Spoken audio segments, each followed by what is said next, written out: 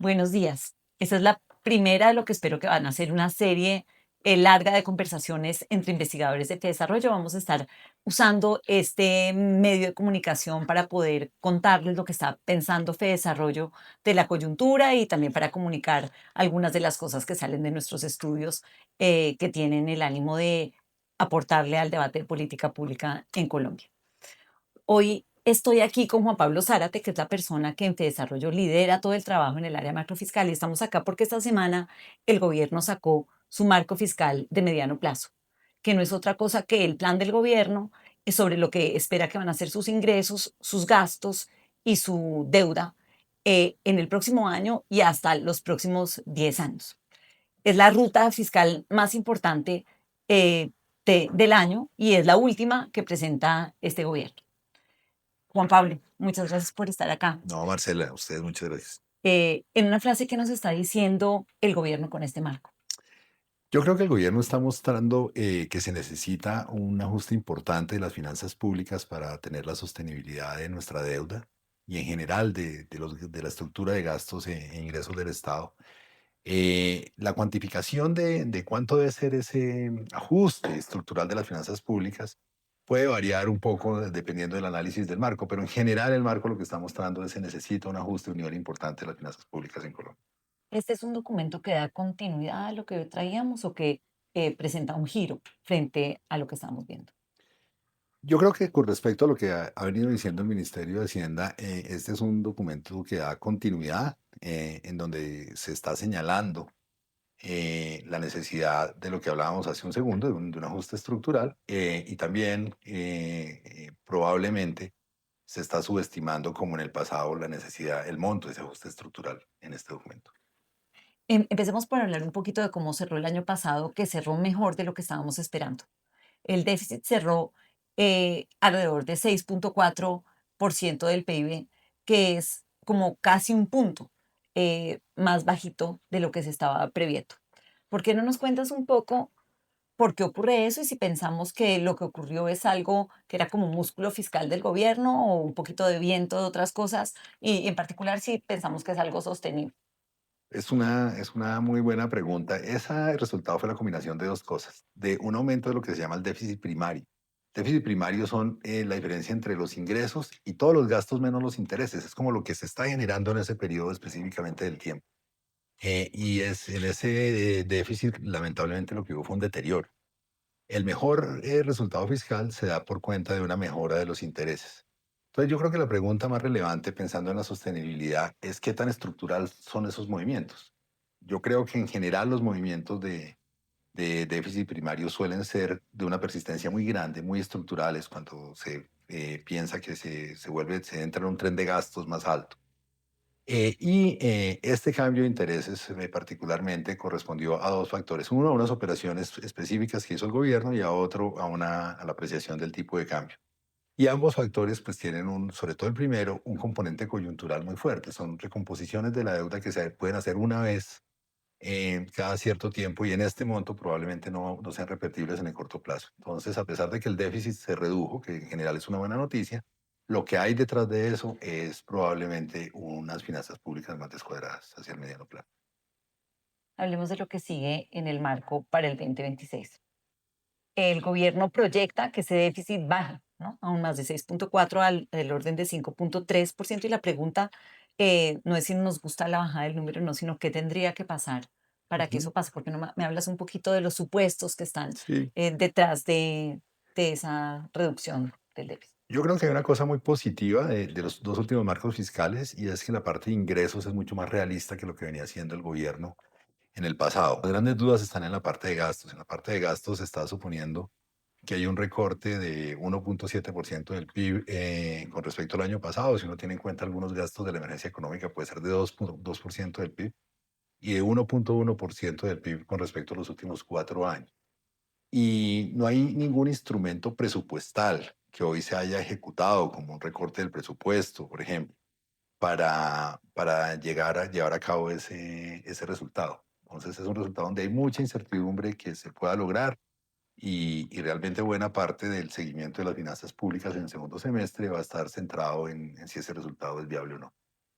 de recorte de Lo gastos. que entiendo que me estás diciendo es que por ahora el recorte de gastos es más declarado que algo que uno de verdad vea cómo se materializa. No tenemos nada que nos Sí, esté diciendo que así es, va a haber así una es. Ahora, reducción. las cifras fiscales tienen algún rezago, pero a lo que hoy sabemos, no hay ningún instrumento ni presupuestal ni contable que lo esté mostrando. Y los supuestos de precio del petróleo en 85,5 dólares y de PIB nominal con un crecimiento de 9 coinciden más o menos con los nuestros, ¿cierto? Es muy, el precio del petróleo, pues nosotros lo estamos revisando para nuestra perspectiva, que de hecho los invito a estar pendiente de ella. Y va a estar muy cercano a ese valor. Y el crecimiento del PIB es razonable si uno tiene en cuenta que tenemos una inflación subyacente de cerca de 6%, un crecimiento del PIB que puede estar entre 2, 2,5% y alguna mejora a los términos de intercambio. Ese es un supuesto que en general es razonable. Pasemos del próximo año al horizonte completo del marco, donde se está dibujando una senda de consolidación, ¿no? El déficit baja, esperando que en el 2037 esté en 2,7%. La deuda hace un pico en 2029 sin llegar a 60% como proporción del PIB, pero luego empieza a caer y el país retoma la regla fiscal en el 2028, después de haber activado la cláusula de escape. ¿Por qué no le explicamos al público lo que es Sí, una cláusula de escape? Y la pregunta de fondo es qué sostiene esa senda. perfecto. Entonces, primero, ¿qué es la cláusula de escape? En muchos arreglos fiscales en el mundo existe una cláusula que dice, vea, usted está en una regla, usted se está comportando de una forma para decirle a los mercados, mire, voy a hacer, este va a ser mi balance para cumplir y poder pagar mi deuda, pero si hay unos choques muy específicos, muy especiales, puede decir, ¿sabe qué? Yo no puedo cumplir transitoriamente, y la palabra transitorio es muy, muy importante, con este compromiso. Digamos que hay dos palabras muy importantes usualmente o tres, en este marco conceptual. Uno, que los choques sean grandes e inesperados. Y dos, lo que nosotros cómo nos vamos a relajar de la regla fiscal, de la senda que da la regla fiscal, es un relajamiento transitorio. Eso es lo que es una cláusula de escape. Es como si yo voy y le digo al banco, mire, tuvimos un problema en la empresa, no me van a pagar dos meses, pero ya todo se va a normalizar y yo voy a hacer un pago a partir del tercer mes. Eso es más o menos lo que es una cláusula de escape. ¿Y qué es lo que plantea el gobierno en el fondo? Y dice, miren, nosotros necesitamos un ajuste fiscal de los ingresos de 1,6% del PIB para tener esos resultados que usted señala, que serían tranquilizadores desde el punto de vista de la deuda, ya estando en el estado en que hoy estamos. Yo creo que eso es positivo, reconocer que se necesita un ajuste de 1,6%, que es importante. Sin embargo, creo que el monto del ajuste puede ser mayor. Cuando uno ve el marco, hay menores gastos y mayores ingresos tributarios por cerca de 1,5% del PIB, distintos de este ajuste que no tienen ninguna explicación. Y hay otros factores, por ejemplo, el ajuste que se está planteando en ingresos con la actual regla de transferencias implicaría mayores transferencias a las regiones, lo cual haría que el ajuste sea más fuerte. Entonces, digamos, faltan elementos que en general hace pensar que el ajuste debe ser más alto que el que dice el gobierno. Entonces, resumiendo, la respuesta es, muy bien, el gobierno está diciendo se necesita un ajuste y nosotros estamos de acuerdo con eso, aunque probablemente la necesidad de ajuste va a ser más alta que lo que el gobierno dice. ¿Cuál de las dos patas de esos supuestos detrás de la senda te parece más frágil, la de la generación de ingresos o la de reducción de gasto? Las dos, digamos que una generación de ingresos distinta de lo que se llama ajuste, digamos que tiene medidas tributarias específicas. Es difícil, hay que pensar allí pues en reducción de la evasión, que siempre es un proceso complejo.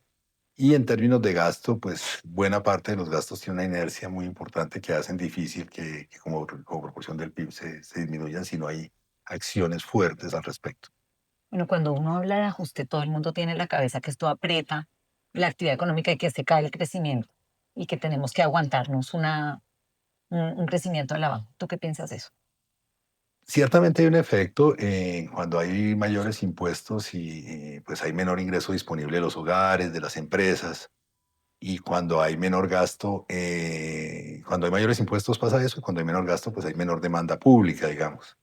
Pero hay otro efecto en sentido opuesto y es que en un estado como el que están hoy las finanzas públicas, que el deterioro de las finanzas públicas ha llevado a aumentos en la tasa de interés y en la prima de riesgo, un plan creíble puede hacer que la prima de riesgo se disminuya. Y eso lleva a aumentos también en la inversión, en el consumo, hace más fácil la labor del Banco de la República, las empresas tienen más claridad sobre el futuro. Entonces yo diría que habría que ver el caso muy específicamente, pero hay efectos para un lado y para el otro. Yo diría que, digamos, un mensaje clarísimo para el próximo gobierno es que el ajuste tiene que darse, ¿no? Así es. Tiene que darse y que es la manera de volver a prender los motores de la economía y de la inversión, y que desde Sí, desarrollo vamos a estar vigilantes y sin duda. acompañando ese proceso. Y tal vez una cosa que tiene que ver con cuál es el contrafactual de la pregunta que usted me acaba de hacer, y es que supongamos que un ajuste genera alguna disminución en el crecimiento. No hacer el ajuste y con primas de riesgo crecientes y mayores dudas sobre la estabilidad fiscal, va a implicar con seguridad ajustes mucho más traumáticos en el futuro.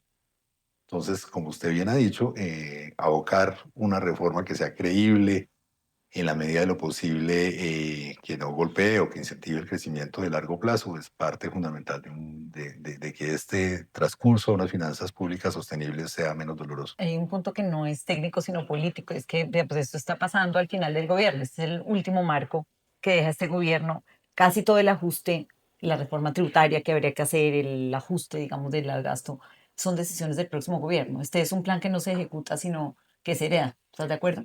Sí, ahora eso ocurre el último plan de marco fiscal de mediano plazo de todos los gobiernos. Es un poco prospectivo, es un poco dando como señales hacia el próximo gobierno y también, también con la estructura de los calendarios de la fiscalidad colombiana ocurre con el presupuesto que presenta el gobierno, que prácticamente le quedan días para salir cuando presenta el presupuesto.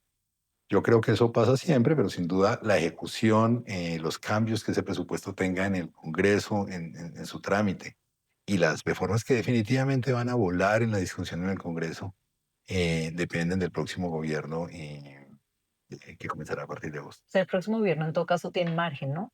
Para ajustar más o para adaptarse. Pues ese es el diálogo político que va a tener que tener el próximo gobierno en el Congreso, un Congreso que representa muchas fuerzas y yo creo que en general es un diálogo para la sociedad colombiana muy importante porque estamos discutiendo la posibilidad de sostener el nivel de gasto que hoy tenemos o las prioridades de gasto que hoy tenemos y la estructura tributaria. Digamos, yo creo que estamos en un momento donde buena parte de la política fiscal tiene que ser discutida y redefinida y eso es un acuerdo social muy importante. Cerremos con lo que hay que vigilar. El propio marco reconoce que hay unos riesgos que, digamos, afectan las cuentas. Habla de el riesgo del menor crecimiento de la economía local, del fenómeno del niño y de una escalada de lo que está pasando en Medio Oriente. Si tú tuvieras que señalar el riesgo mayor eh, pensando en la sostenibilidad fiscal en Colombia, ¿cuál de esos o otro? Yo diría que uno puede agrupar los riesgos como en dos partes. Unas que son como choques exógenos, que son los que usted ha señalado, y otros como choques inherentes a la dinámica de las finanzas públicas. Y yo señalaría como tres cosas importantes. Primero, hay un stock de deudas que el gobierno deja sin pagar y que no están reconocidos dentro de la deuda explícita. Hay cosas en el sector de salud y energía, por ejemplo. En segundo lugar, hay rubros que están creciendo exponencialmente, como es el caso de salud. Y tercero, hay toda yo diría que una incertidumbre muy grande sobre cómo se desarrolla el acto legislativo del SGP que pasó las transferencias de 24 a 39% de los ingresos corrientes de la nación. Yo diría que en este caso, esta segunda parte representa riesgos más grandes que la primera, o sea, cosas que tienen que ver con la estructura fiscal propia. Y creo que hay que estar vigilante de cómo sale la ley de competencias, de qué vamos a hacer como sociedad con la salud y de cómo se cuantifica y cómo la estructura de darle liquidez a los sectores de salud y de energía en las de las primeras cuentas. Quedémonos con tres ideas. El año pasado cerró mejor de lo que se esperaba. El marco es internamente coherente, como está pintado, pero requiere un esfuerzo muy grande de generación de ingresos y de recorte de gastos. Y el grueso de la tarea dependerá de lo que haga el próximo gobierno, está en manos del próximo gobierno, ¿no? Yo cualificaría las 2 primeras, o la segunda, el marco es internamente coherente si se cumple la restricción de gasto en el 2026, que es difícil de entender, y ya hablamos de los supuestos, pues, de la estructura optimista de ingresos y gastos como de 1 a 1,5% del PIB, el próximo de acá en adelante. De la primera, 2025 cerró mejor, indiscutiblemente, con una composición compleja hacia el futuro. Y tercero, estoy de acuerdo en que vienen retos muy grandes para el próximo gobierno y probablemente los subsiguientes en términos fiscales. Lo has ido diciendo, pero en una frase, ¿ese marco es creíble? Yo creo que ese marco va en la dirección correcta. Los supuestos macroeconómicos son razonables si se logra se logra vender una idea convincente de que Colombia va hacia volver a la sostenibilidad fiscal y muestra la necesidad de un ajuste. Creo que el marco subestima la necesidad de ese ajuste y hay que estar pendiente de cómo evolucionan la restricción de gasto en el 2026 y los temas fiscales que hemos hablado de acá en adelante. Muchas gracias, Juan Pablo, por esta primera conversación. Quiero acordarle al público que vamos a seguir haciendo este tipo de conversaciones. Hoy vamos a sacar un comunicado de prensa con las posturas de Desarrollo frente al marco fiscal de mediano plazo y pues esperamos que nos sigan en este nuevo ejercicio. Muchas gracias. A ustedes.